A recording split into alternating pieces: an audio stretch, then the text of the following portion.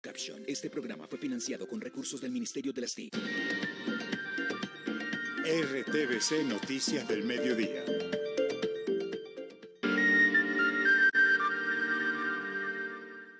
Nos decían que nos iban a sellar el negocio. Revelador testimonio. Comerciante dice que fue víctima por parte del teniente Flechas, capturado por sus posibles vínculos con la temible banda del Tren de Aragua. Ante la justicia responden los 19 capturados como supuestos integrantes del Tren de Aragua. Les imputan 5 delitos, entre ellos extorsión, concierto para delinquir, homicidio y venta de drogas ilegal. Director de la DIAN propone legalizar la cocaína y gravarla con impuestos.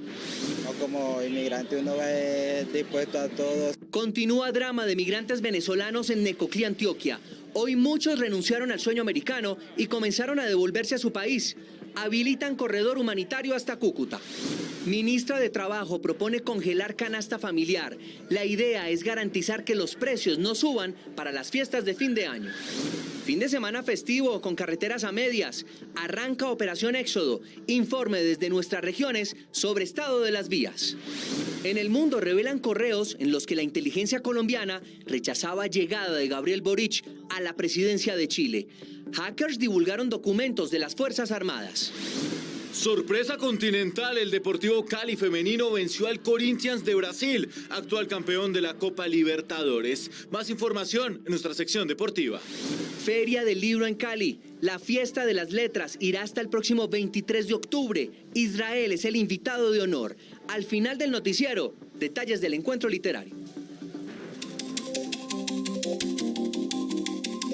Bienvenidos, somos el noticiero de todos. Mucha atención que RTVC Noticias conoció el testimonio de un comerciante de Kennedy, sur de Bogotá, quien asegura que fue víctima del comandante del CAI Caldas. Según la denuncia, el teniente lo extorsionaba.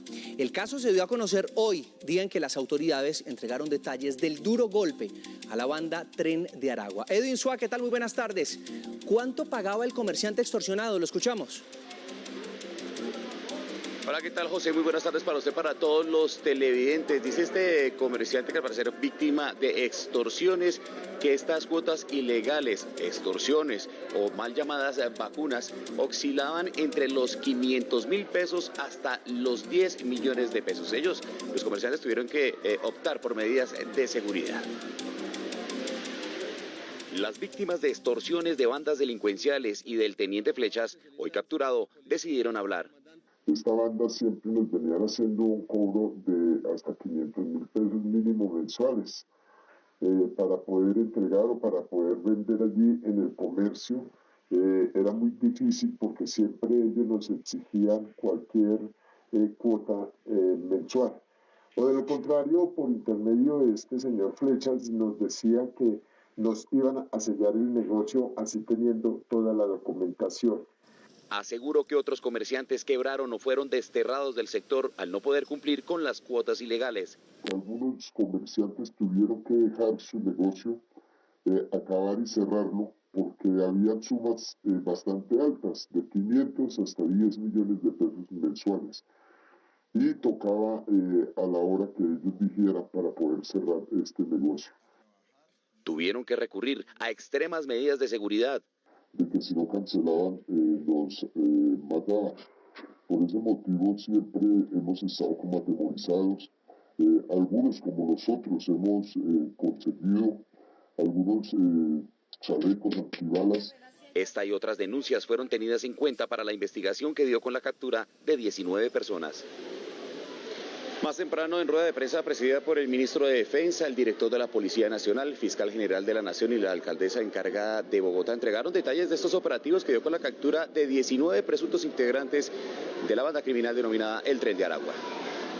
La investigación de la policía y el seguimiento de la fiscalía determinaron que el teniente Víctor Manuel Flechas, adscrito a la estación de policía de Kennedy, conocido como alias T, era pieza clave en el actuar criminal del Tren de Aragua en esa localidad. Alertaba sobre las acciones judiciales e investigativas contra sus integrantes a cambio de dádivas que oscilaban entre el 1.000.000 y los 2 millones de pesos semanales. En la práctica, lo que hemos venido afirmando, que hay cero tolerancia con la corrupción. El uniformado deberá responder por los delitos de cohecho propio, concusión, extorsión y concierto para delinquir. Otros de los capturados fueron identificados como Osmer Josué Castillo, alias Osmer, y Michael Brian Reyes, alias Brian, quienes tendrían contacto directo con alias Giovanni y alias Niño Guerrero, máximos cabecillas del Tren de Aragua en Venezuela. Alias Brian, el encargado de obtener estupefacientes y armas para la organización criminal. Alias Osmer, cabecilla responsable de los asesinatos selectivos. En este operativo fueron capturadas 19 personas, 14 de ellas de nacionalidad venezolana y 5 colombianas, entre las que se encuentra una mujer. Se les incautaron drogas, armas, municiones y elementos tecnológicos, especialmente celulares. Estas personas ya fueron presentadas ante un juez de control de garantías. Deberán responder por los delitos de homicidios selectivos, venta de estupefacientes al menudeo, extorsiones a comerciantes, venta de licor adulterado, entre otros. Dicen las autoridades distritales que tanto la Fiscalía General de la Nación como la Policía Nacional seguirán trabajando para dar resultados positivos, golpes contundentes contra estas bandas multicrímenes. Todo por ahora desde el centro de la capital colombiana, Edwin Suárez, RTVC Noticias, conectados 24/7. Edwin, muchísimas gracias por la información y cambiamos de tema porque hoy el director de la DIAN lanzó una propuesta. El funcionario aseguró que la cocaína se debe legalizar y gravar con impuestos. John López, ¿qué tal? Muy buenas tardes. John, lo escuchamos. Hola, muy buenas tardes, compañeros. Pues mire, el director de la DIAN, Luis Carlos Reyes, dijo que de convertirse en una realidad su propuesta serviría para cumplir con dos ejes fundamentales. Uno de ellos, acabar con la guerra criminal que genera la ilegalidad de la cocaína y segundo, también para fortalecer el sistema de salud público con los recursos que se puedan generar con el recaudo a este impuesto. Esto fue lo que dijo el director de la DIAN.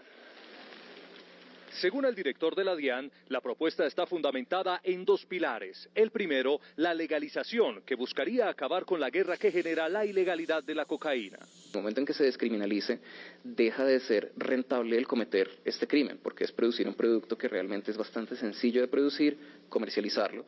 El segundo, gravar con impuestos a la cocaína, que serviría para fortalecer el sistema de salud pública.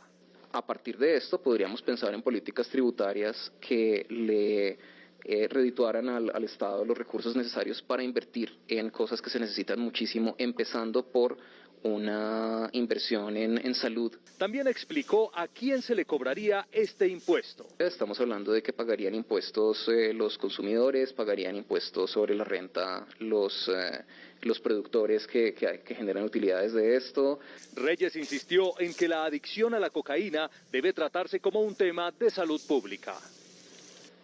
El director de la DIAN finalmente también dijo que con este impuesto incluso podrían recaudarse al menos 5 billones de pesos al año que serían invertidos en el sistema de salud pública colombiana. Esa es toda la información, compañeros, por el momento desde el centro de Bogotá. John López, RTVC Noticias, conectados 24/7. Conectados 24/7, muchas gracias, John. Y ante la crisis migratoria que se vive en Necoclí y Turbo, el gobierno nacional habilitará un corredor humanitario hasta Cúcuta. Anoche 5 buses con más de 400 migrantes venezolanos salieron del Urabá. Ismael Tobón, ¿qué tal? Muy buenas tardes. ¿Qué tal, José Fernando? Muy buenas tardes. Originamos esta señal desde la Terminal del Norte de Medellín. Mire, hemos hablado con algunos funcionarios de las empresas transportadoras que cubren el Urabá antioqueño. Nos han indicado de que se estima que en el transcurso de la tarde lleguen decenas de migrantes que han tomado esa decisión de desistir a ese sueño americano, y esto podría agravarse en el transcurso del fin de semana. Incluso ya no hay buses aquí en la terminal para enviar a Necoclí, sino que antes los están trayendo de nuevo aquí a la capital antioqueña. Este es el drama. Algunos ya empezaron a llegar a Medellín con la esperanza de regresar a Venezuela. El anuncio del gobierno de Biden acabó con los planes de miles de extranjeros en territorio norteamericano. Nuestro destino era llegar a Estados Unidos y más todo el trabajo que pasamos, tuvimos que dejar todo prácticamente y comenzar de nuevo, y ahora quedamos prácticamente en el aire. No, como inmigrante uno va dispuesto a todos, a ganar o a perder, no digo yo. Ante el retorno masivo de venezolanos, Migración Colombia dispuso de un corredor humanitario que nos permita que el flujo de personas de nacionalidad venezolana que pueda o que quiera mejor que quiera regresarse a su país lo pueda hacer con mayores garantías. Al día están regresando desde Necoclí 10 buses a Medellín, la mayoría con población migrante dispuesta a replantear su sueño americano. Es que muchos extranjeros venezolanos, cubanos de diferentes nacionalidades han tomado la decisión del gobierno del presidente Biden como un baldado de agua fría, especialmente lo que ocurre también en México, otro viacrucis, otro drama de miles de migrantes extranjeros que no han podido cruzar a la frontera con Estados Unidos por las nuevas medidas que ha interpuesto el gobierno de este país y que incluso ya muchos han sido deportados. Atravesar un continente con la meta fija en pisar tierras más prósperas se ve así en su etapa final. Tantos países que hemos pasado para llegar hasta aquí para que pase esto. Le pedimos a las autoridades que nos ayuden, que por favor nos ayuden nada más a entrar, eso es lo único que queremos. Todos ellos son venezolanos y efectivamente han atravesado con la fuerza que les dan los pies al menos 8 países y la frustración en el tramo final cuando México se difumina con Estados Unidos se debe al impulso a la inversa que encuentran allí. Entré aquí a Estados Unidos, nos regresaron, no nos dieron respuesta, nos tomaron la huella, una foto y nos sacaron por el puente otra vez como... váyase para su casa otra vez. Como Leonetti, la situación se multiplica por cada uno de sus connacionales intentando cruzar y que encarnan aquello expresado por la Casa Blanca hace tan solo horas. Aquellos que intenten cruzar ilegalmente serán devueltos. Aquellos que sigan el proceso legal que anunciamos ayer tendrán la oportunidad de viajar de manera segura a los Estados Unidos y ser elegibles para trabajar aquí. Pero entre los anuncios de estatura binacional, los kilómetros recorridos, el dolor por cada huella y la ilusión, estos migrantes no contemplan el retorno como opción. Muy brevemente quiero mostrarles a esta hora la situación aquí en la terminal del norte de Medellín. Esta es la plataforma donde empiezan a llegar los pasajeros aquí a la capital antioqueña a la espera también de que lleguen los ciudadanos venezolanos que vienen del municipio de Necoclí. Es que hemos hablado con algunos de ellos que están varados desde hace días aquí en la terminal y manifiestan que están en esa decisión de salir o no salir de la ciudad para poder arrancar y hacer la travesía de cruzar el tapón del Darién a pesar de las decisiones que ha tomado el gobierno del presidente Biden de no permitir que ingresen de manera irregular. Información que por ahora les entregamos desde la capital antioqueña, Ismael Tobón, RTVC Noticias Conectados 24/7. Daremos seguimiento a todas estas personas. Algunos salen de Necoclí, otros, como ustedes lo ven, desde Medellín, pues van hacia este lugar. Los gremios económicos criticaron la propuesta de la ministra de Trabajo de congelar los precios de la canasta familiar para controlar la inflación. Juan Sebastián Amaya, ¿qué tal? Muy buenas tardes.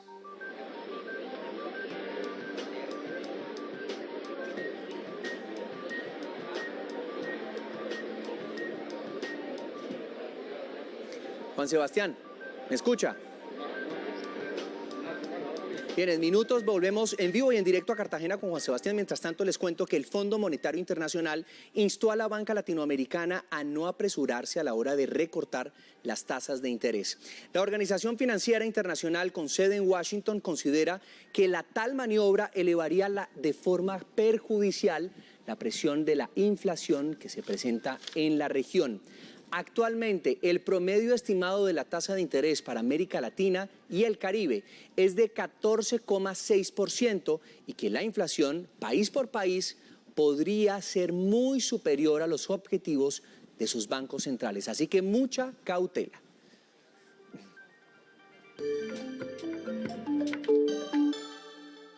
Durante este festivo, Cundinamarca estima que se movilizarán más de 1 millón de carros. Las autoridades recomiendan tener precaución en las vías por la temporada de lluvias.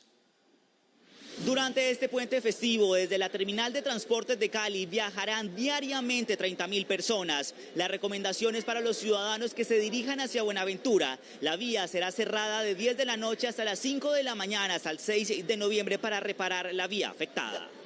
En Barranquilla, más de 160 agentes de tránsito y alrededor de 200 orientadores viales vigilan el plan Éxodo. Los uniformados están a cargo de realizar pruebas de alcoholemia, control de sobrecupo y operativos de entrada y salida de vehículos. Las autoridades recomiendan principalmente no exceder los límites de velocidad y no ingerir bebidas alcohólicas si va a conducir. Los santandereanos se alistan para salir de vacaciones durante el puente festivo de La Raza. Se espera el tránsito en el departamento de más de 250.000 vehículos y según las autoridades, las vías que conducen a los diferentes municipios o departamentos del país se encuentran en óptimas condiciones. A esta hora, ninguna de ellas presenta algún cierre vial. Adolfo Ágames, alias El Costeño, señalado de asesinar al joven Juan Esteban Alzate, de 15 años, aquí en Bogotá, en el sistema Transmilenio, no aceptó cargos.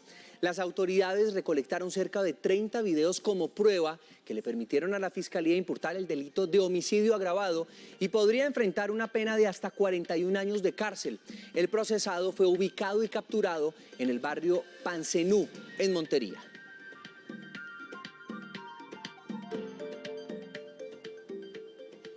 Un nuevo caso de justicia por mano propia ocurrió en el sur de Cali.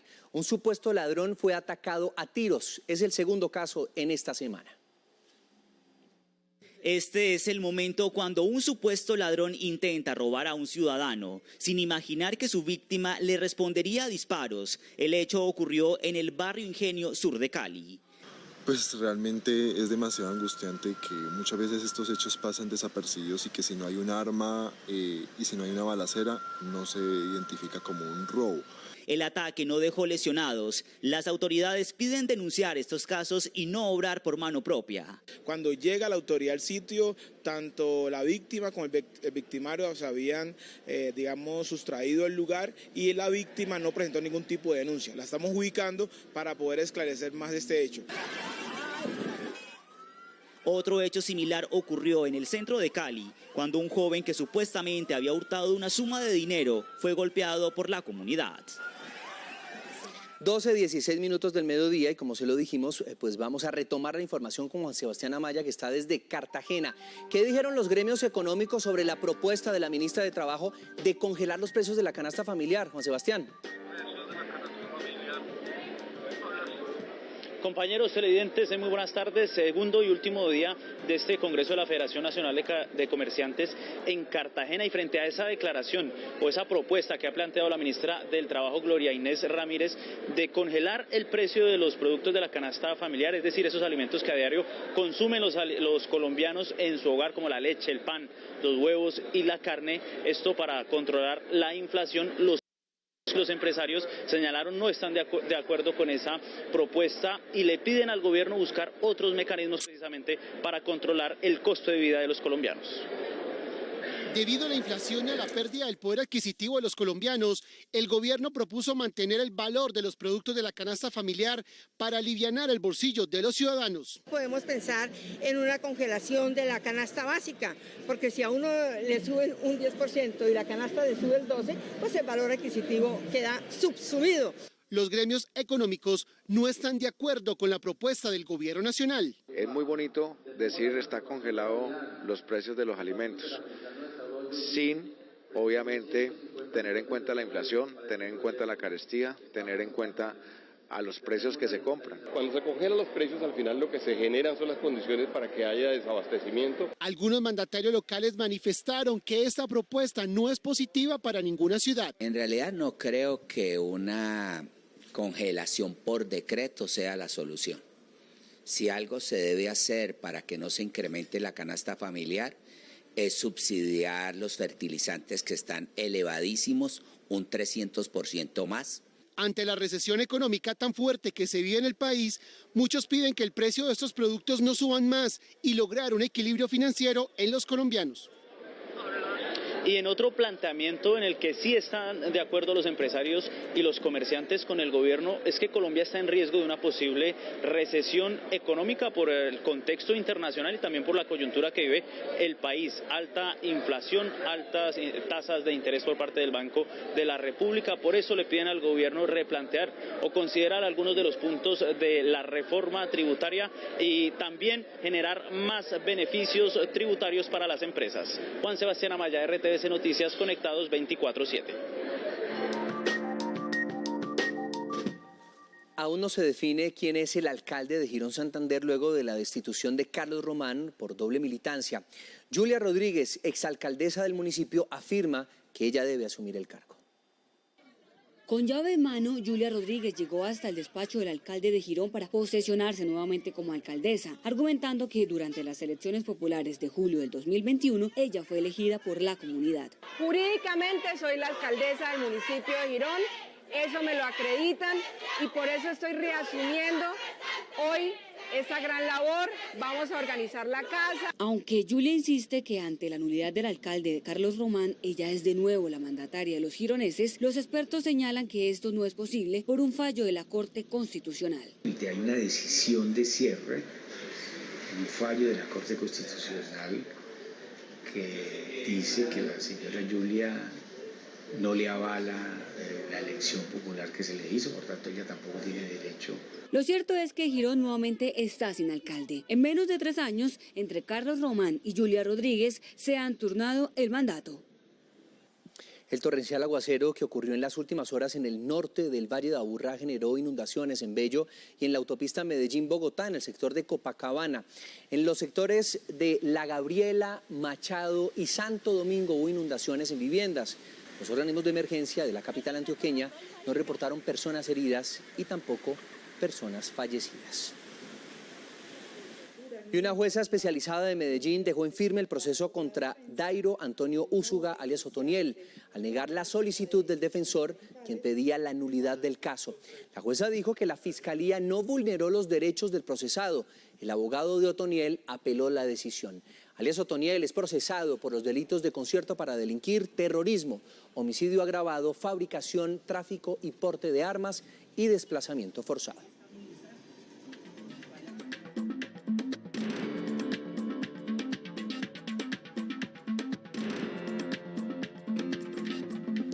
La vulnerabilidad de las fuerzas militares latinoamericanas, al menos de su información, quedó de alguna manera manifiesta por los recientes hackeos perpetrados a sus bases de datos por cuenta de Guacamaya Leaks, una organización que ha revelado datos sensibles y confidenciales del gremio castrense, mexicano, peruano, chileno y ahora colombiano. Un medio de comunicación en Chile dio a conocer esos documentos. Este hecho, que este hombre, voto sobre voto, consiguiera esto, ser el ahora presidente de Chile y tornarla de izquierda, era sopesado como equivalente a un riesgo a escala regional a más de 6.000 kilómetros de distancia en Colombia. O al menos, estas 3 páginas que perfilaban a detalle hace exactamente un año a Gabriel Boric, así lo demostrarían. Es una información que se comparten entre un oficial de inteligencia del ejército colombiano con una analista de información de la DNI, que es la Dirección Nacional de Inteligencia, entiendo yo que es un organismo civil. Guacamaya Leaks, organización que a través de hackeos ha accesado data confidencial, se habría sumergido en 420 gigas de información de bases de datos de fuerzas militares colombianas. Hay información muy sensible respecto a la labor de las Fuerzas Armadas colombianas en su enfrentamiento con las guerrillas y con los grupos criminales como el Clan del Golfo, pero también documentos que detallan las actividades de los organismos de inteligencia de Colombia en su frontera con Venezuela. Entre 300.000 correos electrónicos, este archivo, una comunicación fechada en septiembre de 2021, bajo la presidencia Duque, sería la más reveladora. El año pasado, Chile y Colombia tenían 2 gobiernos liderados por presidentes de derecha y lideraban de una u otra forma una alianza de gobiernos de derecha en Latinoamérica y los aparatos de inteligencia colombianos consideraban, al parecer, que el triunfo de Boric en Chile ponía en riesgo esa alianza y podía aislar a Colombia del resto de los países del continente. El Centro de Investigación Periodística de Chile tamizó la robustez documental, cuya validez al momento no ha sido aclarada por el ejército colombiano.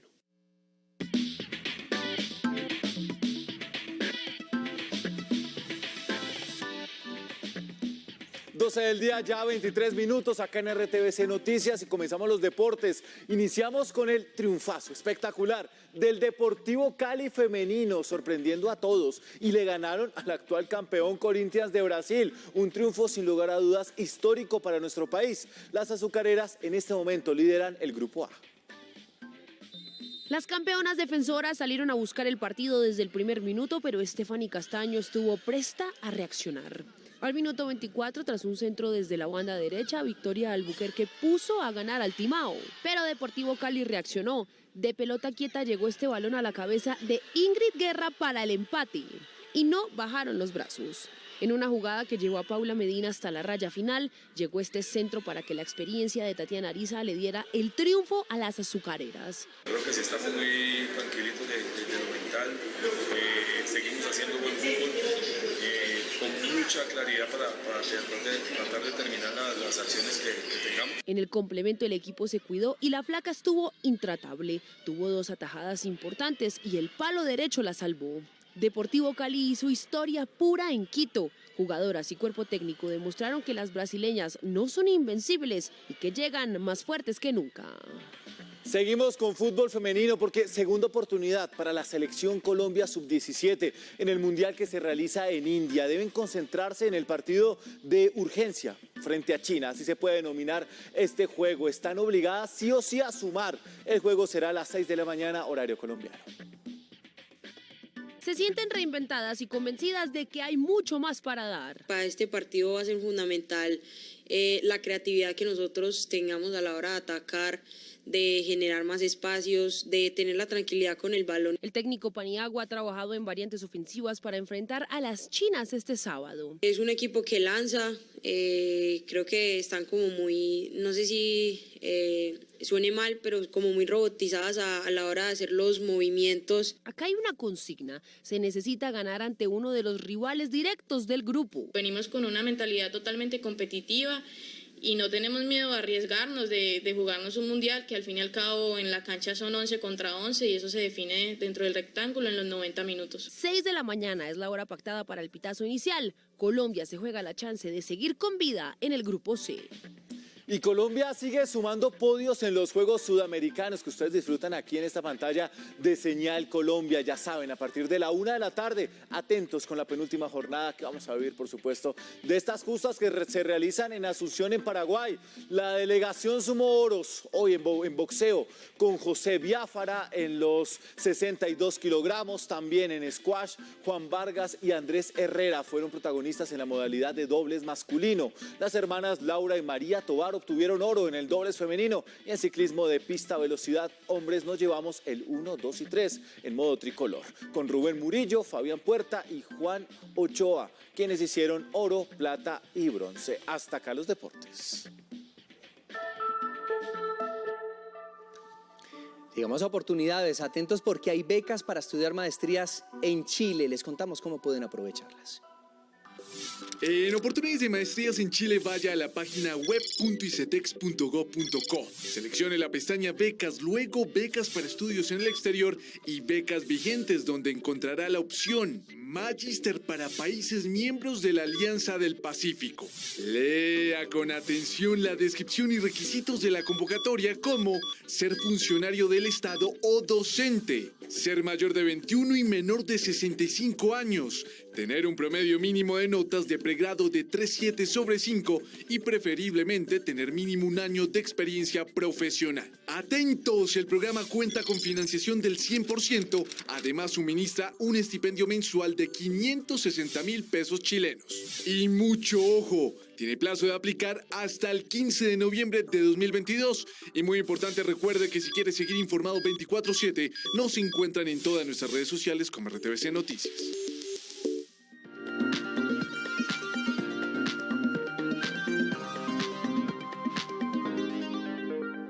De nuevo a mi sucursal del cielo porque la Feria del Libro de Cali inició con pie derecho.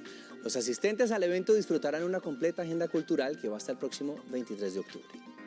La Sultana del Valle será un libro abierto durante 10 días para los amantes de la lectura. Esta edición a cielo abierto se tomará a las calles del Boulevard del Río y busca convertirse en la primera feria neurodiversa del país. Vamos a traer expertos, autores en déficit de atención, en hiperactividad, en síndrome de Down, en espectro autista, en síndrome de Tourette. Que la feria sirva como caja de resonancia para hablar de temas muy importantes porque las familias están muy solas. Con 800 escritores, 100 editoriales y actividades en 13 municipios del Valle, la feria busca enaltecer las letras e historias que se crean en el territorio colombiano. Uno de ellos, Mario Mendoza, una persona que ha venido consolidándose fuertemente entre los adolescentes y los jóvenes como escritor, Gustavo Álvarez Gardiazabal, William Ospina, J. Mario Arbeláez, viene Pirri a presentar su libro. Este año la comunidad podrá donar libros infantiles que serán distribuidos a la red de bibliotecas del Pacífico, haciendo de la lectura una forma de unir las zonas más alejadas del departamento. A propósito de la conmemoración del Día de la Diversidad Étnica y Cultural, Nico Yembe, uno de los más destacados exponentes, por supuesto, de la música tradicional colombiana, lanzó el videoclip de su tema musical Lamento de Pescadores. Esta canción, escrita en 1970, vio la luz por primera vez en el año 2021, pero fue remasterizada y ahora llega con una nueva versión en el género reggae. Esta producción narra la difícil rutina de los pescadores de Chocó. Escuchemos un poco y con esto nos despedimos.